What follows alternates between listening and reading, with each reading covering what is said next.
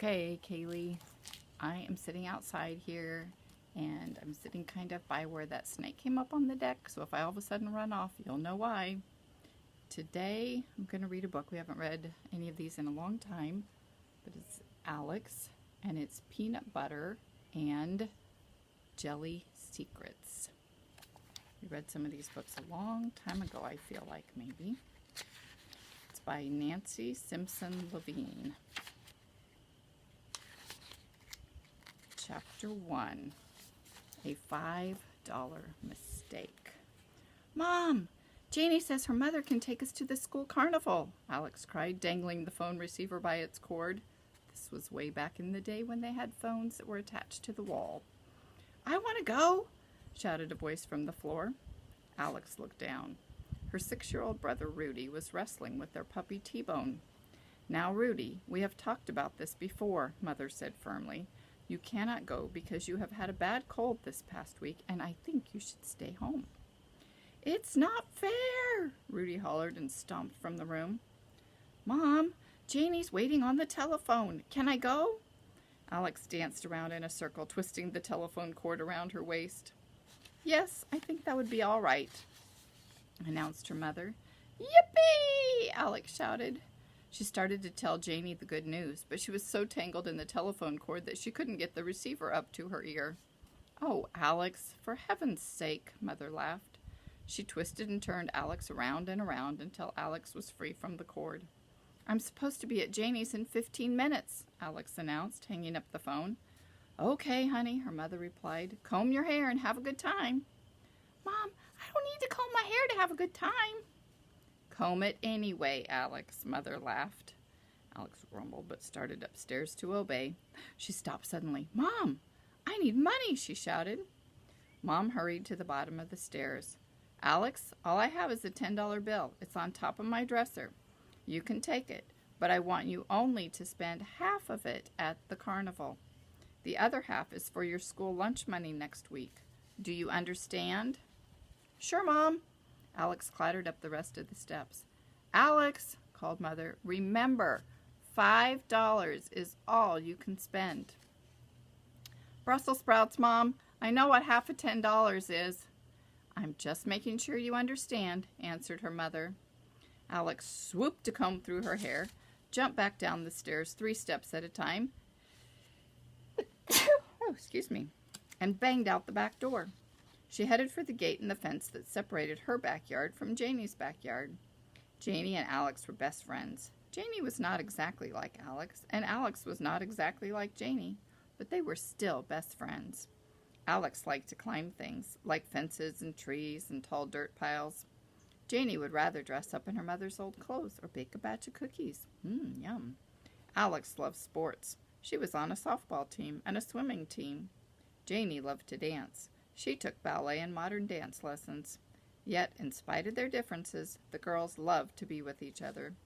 The things that they liked to do together, like roller skating or bike riding or spending the night at each other's house. And sometimes Alex would play dress-up with Janie. And sometimes Janie would play softball with Alex. Alex, are you ready? Janie called from her back door. Alex ran the rest of the way to Janie's house, and the 2 girls hopped in the car. Girls, said Janie's mother as they pulled into the school parking lot, I will show you the booth in which I will be working. I want you to check in with me every hour so that I know you are all right. Okay, the girls agreed. They followed Janie's mother to her booth. It was called the barrel toss. Each child got 3 chances to throw a ball into a barrel. If the ball landed in the barrel, the child won a prize. Hey, I bet I can do this easy, cried Alex. She stood behind the line, swung her right arm in 2 circles, and let go of the ball. Bam! Flopped right into the barrel. So did ball 2 and ball 3. Where's my prize? Alex grinned. Janie's mother laughed. Alex, I don't think we should let you play this game. You are too good. By the way, you have to give me a ticket before you can get a prize. Alex ran to the ticket counter and bought a string of tickets. So did Janie. Alex gave 1 ticket to Janie's mother and received a pink bracelet as a prize. Janie's mother laughed at the disappointed look on Alex's face. She took back the bracelet and handed Alex a package with a ball and jacks inside. "That's better," Alex told her. "Okay, you two, scram so I can set up my booth," ordered Janie's mother. "Have a good time and check in with me in an hour."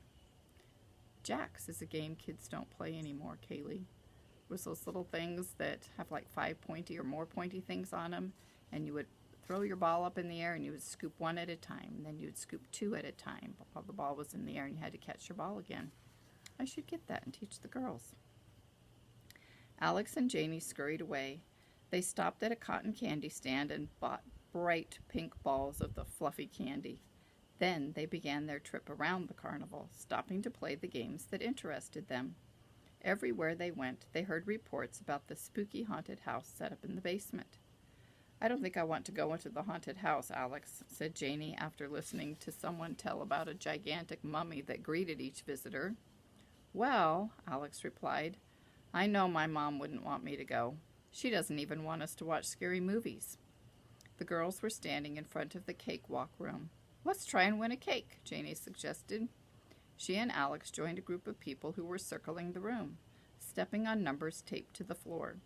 Whenever the music stopped, a man called out a number. If someone was standing on the number he called, that person won a cake. Sounds like Junie B. After 3 tries, Alex's number was called. Smart girl, she chose a chocolate cake with chocolate icing. "Alex, that's neat," Janie shouted. "Let's take it to my mom so she can keep it for you." On the way back to the barrel toss, the girls spied 2 boys from their class. "Uh-oh, Eddie Thompson and Alan Jacobs," whispered Alex. "Quick, don't let them see us." But it was too late. "Whirlywind, where'd you steal that cake from?" Eddie hollered. He called Alex Whirlywind because of her fast pitching arm. Alex could pitch a softball better than any of the boys in her class. "Better put that cake back," cried Alan in a loud voice. "You know it's not nice to steal." "She didn't steal it. She won it," shouted Janie at the boys. "Just go away," Alex told them. She kept on walking. Eddie and Alan were always causing trouble. She had learned that it was best to try and ignore them. "Whirlywind, have you been to the haunted house yet?" called Eddie. "I bet they are too scared to go," jeered Alan. "We are not scared to go to the dumb old haunted house," Alex shouted at Eddie and Alan. "We just don't want to." "Chicken, chicken, chicken," the boys sang. They ran off making clucking noises. "Oh, they burn me up." Janie stamped her foot. After delivering the cake to Janie's mother, Alex surprised Janie by saying, "You know, maybe we really ought to try the haunted house." "That's a good idea." "What?" "Well, I was thinking, what if we are the only ones in our class that didn't go to the haunted house? I mean, everyone will think we're scaredy cats." "Oh, let's just go see what it's like," Alex urged. "We can leave if we want to."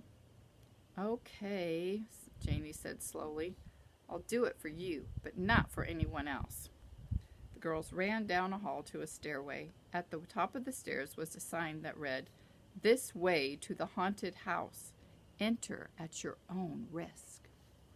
"How much is it?" Alex asked a lady who was selling tickets.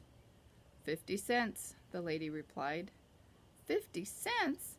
Alex, I only have a quarter left, Janie moaned. Alex pulled her money out of her pocket. She had a $5 bill and 3 quarters.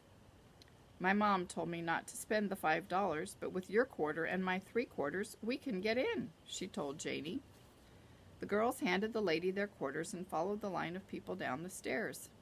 About halfway down, the stairway disappeared. In its place was a giant slide. Alex peered down the slide.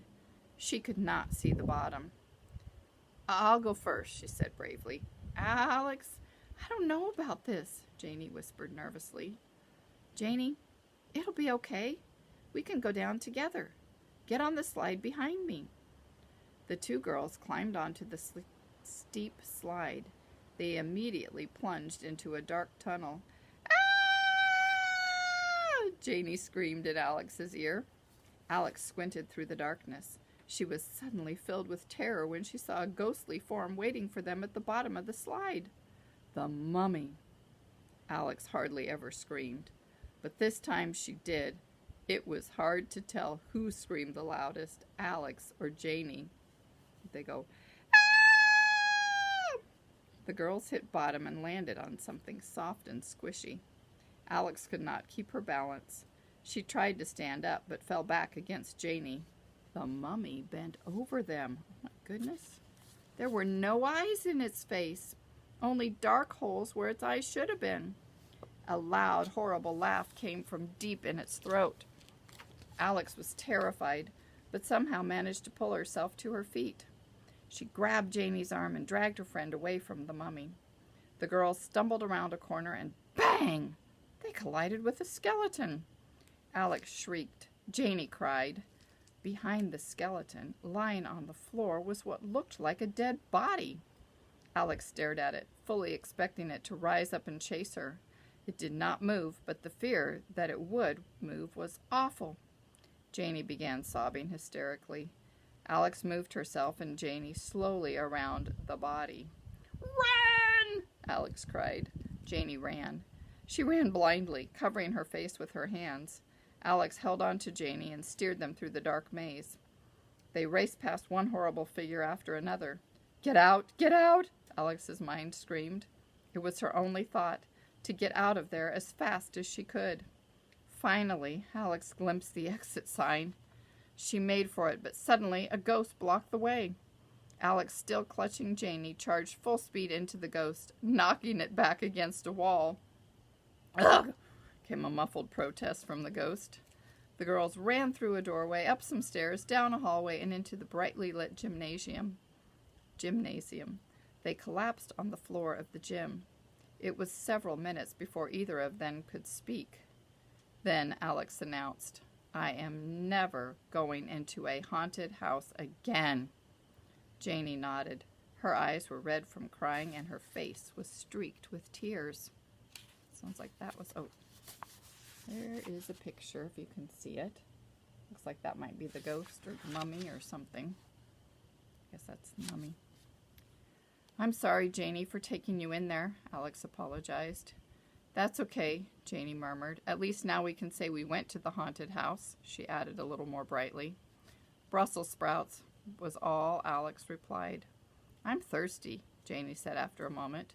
"Me too," agreed Alex, "but we are out of money." "Yeah," Janie sighed. "I wish we hadn't spent it on the haunted house. I'd like to try the cakewalk again. Maybe I could win a cake this time." Alex didn't say anything. She was thinking about the extra $5 in her pocket, the money her mother had told her not to spend. She was thinking about spending it anyway. After all, it was her fault that they were out of money. She had talked Janie into spending her last quarter on the haunted house, and her friend had been so scared. Maybe she could make it up to Janie by sharing the $5 with her. Besides, what fun was a carnival without money? Why not? Alex decided. She pulled the $5 bill out of her pocket. "Let's get something to drink and eat. I'm starved." Janie's eyes brightened. She followed Alex to the drink counter and then to the hot dog stand. "I hope your mom doesn't get too mad when she finds out you spent the $5, Janie told Alex. "Let's don't think about it now," replied Alex. "Come on, let's go to the cakewalk." Chapter 2. The Goblin Strikes. When Alex got home, her mother asked, "Did you have a good time at the carnival?" "Sure," Alex answered. "It was great, except for the haunted house." "The haunted house?" "Yeah, I sort of talked Janie into going in it, and now I wish I hadn't." "Was it pretty bad?" Mother asked. "Really bad," Alex sighed. She told her mother about the mummy, the skeleton, the dead body, and the ghost that she knocked against the wall on the way out. "Well, that's one way to get rid of a ghost," Mother chuckled. "I don't understand it," Alex complained. "I didn't like the haunted house at all. Other kids liked it. Why didn't I?" "Maybe it all seemed too real to you," Mother suggested. "Yeah," Alex agreed. "Even though I knew they were only people dressed in costumes, they were really spooky." Mother smiled. "I am sure I would have felt the same way. You see, Alex, I think that because we are Christians, we don't like to be around anything that seems evil, even pretend evil. The next time you feel scared, you might try saying a prayer. You will be surprised at how much that helps." Mother gave Alex a pat on the head, then looked at her face closely. "I think you need to wash your hands and face. It looks like everything you ate at the carnival is still on your face. Did you save the $5 as I asked you to?" Alex did not answer her mother because at that moment an arrow whizzed right past her nose. It hit the refrigerator and stuck. Alex and Mother stared, open-mouthed, at the arrow vibrating up and down on the side of the refrigerator. "Rudy!" they yelled. A frightened face, smeared with bright-colored paint, peeked around the corner. "Rudy, come here this instant," Mother demanded. Alex watched her younger brother shuffle slowly into the kitchen. Rudy was not his real name. His real name was David, but he had called himself Rudy for as long as Alex could remember. Everyone called him Rudy, except Alex. She usually called him Goblin. If her mother hadn't been so angry, Alex would have laughed out loud. Rudy's once blonde hair was now streaked with blue, orange, green, and crimson color. It stuck straight up through a headband holding feathers that drooped to his chin. Globs of paint splotched his t-shirt and blue jeans. He clutched his bow and arrows behind his back. "Rudy, I have told you many times not to shoot arrows in the house," said Mother. "Don't you realize how dangerous it is to shoot arrows at people, even the arrows with rubber tips? I don't ever want to see you do that again." Mother was furious. She took the bows and arrows from Rudy and said, "You need to learn to obey your parents, Rudy. Right now, I'm too angry to decide your punishment. I want you to go upstairs. You'll have to take a bath and wash your hair. And what is that stuff in your hair and on your face?" Rudy hesitated, but finally said in a low voice, "Barbara's paint." "Uh-oh," Alex gasped. Their older sister Barbara was drawing a world map for a special school project. She had been working on it for 2 weeks. Here's a picture of Rudy with his war paint and stuff on and the crazy stuff in his hair. "Barbara's poster paint?" Mother exclaimed. A horrified look crossed Mother's face. She grabbed Rudy by the arm and marched upstairs to Barbara's bedroom. Alex followed. There, on a desk, was the almost finished poster. Drops of fresh paint were now splattered over one corner of the map. To Alex, it looked as if the sky above Alaska had multicolored chicken pox.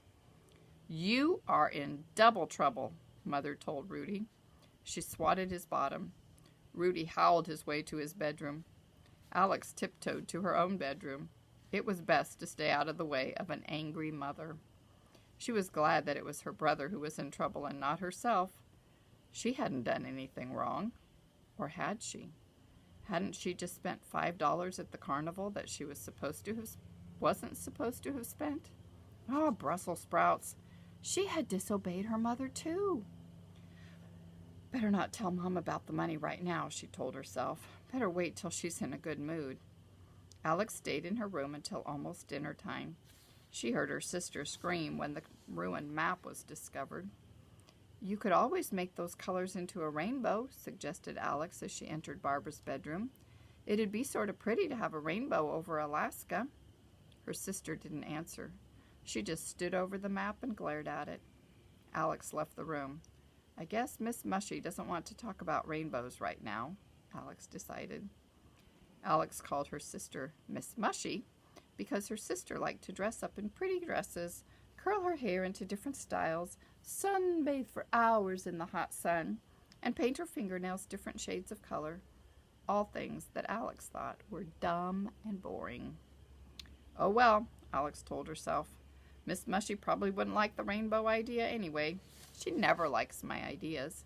Just because she's almost 13 and I'm only 9, she thinks I'm a dumb little kid." That evening at dinner, when Alex's father asked her about the carnival, Alex quickly changed the subject. She did not want to talk about it because she did not want her mother to remember the $5 she was supposed to have saved for lunch money. No one asked her about the haunted house. Her family's thoughts turned to Barbara's poster. "What can I do?" Barbara wailed. "I have to turn in the map to my teacher on Tuesday. I can't possibly do it all over again.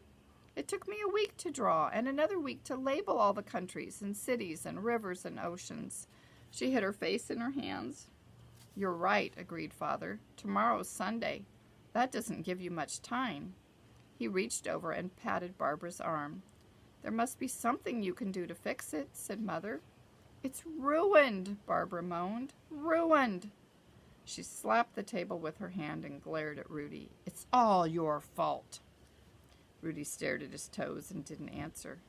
"Maybe you could cover up the splotchy part with white paint and then draw on the top part of Alaska again," suggested Mother. "I couldn't get it to match," complained Barbara. "My teacher would think that I goofed." "I told her she ought to make it into a rainbow," Alex told her parents. "A rainbow?" smiled Mother. "Oh, brother," Barbara scowled. "Wait a minute." "That's it," shouted Father. "It is?" asked Alex, Mother, and Barbara. "Sure. You've heard of the northern lights over Alaska, haven't you?" Father asked them. "What's that got to do with the rainbow?" Barbara frowned. "Nothing really," Father admitted. "The rainbow idea made me think of them." He smiled at his older daughter. "I think you might be able to turn the paint drops into beautiful northern lights. After all, you are the artist of the family." Considered Barbara. The frown slowly left her face as she thought more and more about the idea. Father glanced at Alex with a twinkle in his eye. Alex was thrilled to think that one of her ideas might help to solve an important problem. They watched Barbara's face anxiously. What color are the northern lights?" Barbara asked her father. "I think they're a greenish color," he replied. "I thought they were pink or red," Mother disagreed. "I'm not sure," reflected Father. He turned to Barbara. "You'll have to look them up in the encyclopedia. Another thing we don't use anymore. You guys just all search the internet. There used to be big, thick books, one for each letter of the alphabet. Some they shared were called encyclopedias, and you could look up all sorts of important information in them." The next day, Barbara worked on her map. She informed her parents that they were both right about the color of the northern lights. The encyclopedia said that they were usually green, but when the lights were especially strong, they had a reddish color. Alex paid no further attention to the map. She and Janie were busy designing a playhouse. They hoped their fathers would build it for them.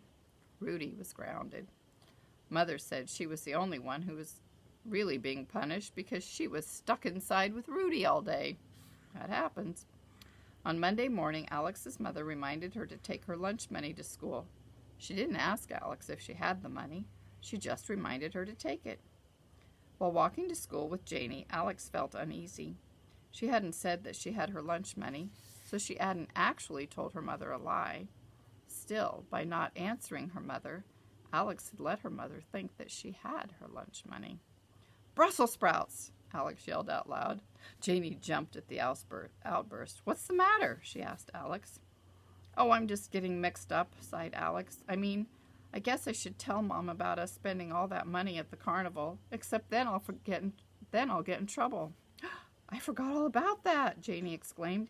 "You mean you haven't told your mom yet?" "No," Alex sighed. "Alex?" Janie suddenly stopped and stared at her friend. "Does that mean you don't have any lunch money today?" "Yep." "What are you going to do at lunchtime?" Alex shrugged her shoulders. "Just not eat, I guess." "But Alex, you have to eat lunch," Janie cried. "They don't just let kids sit in the cafeteria and not eat anything. Mrs. Tuttle would be worried and call your mom or something." Alex's eyes opened wider and wider as she slowly realized that Janie was right. Her teacher would not let her go without eating lunch. What was she going to do? "I'll have to hide somewhere," decided Alex. "What?" Janie shouted. "Alex, where could you hide?" "I don't know, but I'll think of some place," Alex answered. "I don't think it's going to work, Alex," Janie warned. "I think you're going to get in trouble." All morning long, Alex worried about lunchtime. What was she going to do? Where could she hide? She couldn't stay behind in the classroom. Mrs. Tuttle surely would notice if she didn't line up and follow everybody down the hall. What could she do? By the time Mrs. Tuttle called everyone to line up for their march to the cafeteria, Alex still had not thought of a good hiding place. She let everyone else get in line, and then she shuffled to the end of it. Her heart was pounding. She knew she had to find somewhere to hide before she reached the cafeteria. As the class moved down the hallway, Alex lagged further and further behind. She frantically considered every door she passed. The library? No, the librarian would see me. The nurse's office? No, I'd have to say I was sick, and she'd call my mom. Hey, wait a minute, I know! Quick as a wink, Alex opened a door, stepped inside, and closed it as quietly as she could. She leaned against the closed door and waited until she could no longer hear footsteps. Finally, the only thing she could hear was her own rapid breathing and thumping heart. Alex sank to the floor. Now I've really done it, she told herself. If Mrs. Tuttle catches me in the janitor's closet, I've had it. Brussels sprouts. Must be her word. Chapter 3, A Dark Hideout. It was dark in the janitor's closet, so dark that all Alex could see were tiny cracks of light around the door edges. She sat on the floor, her back against the door, staring into the blackness of the closet. Don't be scared, she whispered to herself. There's nothing in here except a bunch of rags and mops and brooms and stuff like that. Still, it was awfully dark, and Alex kept thinking about the haunted house with its terrifying mummy, skeleton, dead body, and ghost. But she also remembered her mother's suggestion to say a prayer whenever she was afraid. I'll say something from the Bible, Alex decided. She thought of all the Bible verses she knew. She couldn't remember any about being shut in a dark closet. There was, of course, the 23rd Psalm. Alex had memorized it when she was only 5 years old. She knew it was a good psalm to say whenever she was afraid or in trouble, but there was a particular part of that psalm that frightened her. It was a part about walking through the valley of the shadow of death. Many times she had tried to imagine what the valley of the shadow of death might be. She shivered every time she thought about it. But Alex could think of no other Bible verse to say. She took a deep breath and recited Psalm 23 in a loud whisper. The Lord is my shepherd, I shall not want. He maketh me to lie down in green pastures. He leadeth me beside the still waters.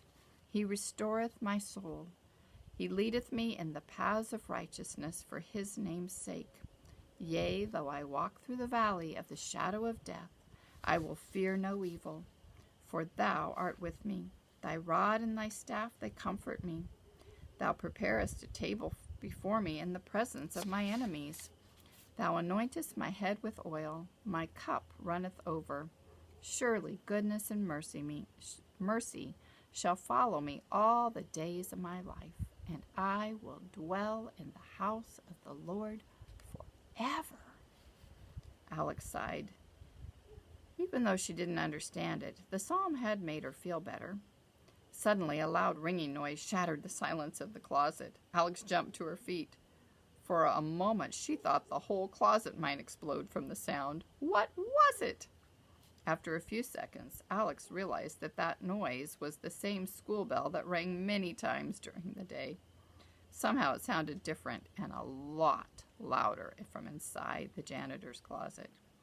That ring meant that the 3rd and 4th graders' lunch period was over and it was time for recess. Alex wondered how she was going to be able to get back in line with her classmates without Mrs. Tuttle seeing her. She opened the door of the closet a tiny crack, just enough to peek out into the hallway. She could hear footsteps, many footsteps, coming her way. Children and teachers began to pass by her door. Suddenly, Alex saw Janie. She longed to cry out to her friend, but she didn't dare. All of a sudden, a figure blocked the crack through which Alex was peeking. Mrs. Tuttle! Alex didn't breathe. Her hand on the doorknob shook so much that she was afraid it might rattle the door. Mrs. Tuttle stood in front of the janitor's closet for several seconds. Why had her teacher stopped? Had Mrs. Tuttle somehow seen her? Her teacher motioned for the children in line to hurry up. She then continued to lead them down the hall. Alex watched her classmates one by one pass by the crack. Alex let out a big gasp of air. That was close. Now came the hard part. Somehow she had to get to the end of the line without anyone seeing her. She would wait until the last child in line passed her, and then she would sneak behind that person. She had to be quick. Soon Alex saw her chance and sneaked rapidly out of the closet. She began to march right behind Lorraine, the last person in line. Alex's blood pounded in her head. She felt hot and shaky, but she kept marching. Lorraine gave Alex several surprised and confused backward glances. She's probably wondering, where did you come from? The line of children moved through the outside doors and onto the playground. As Alex passed Mrs. Tuttle at the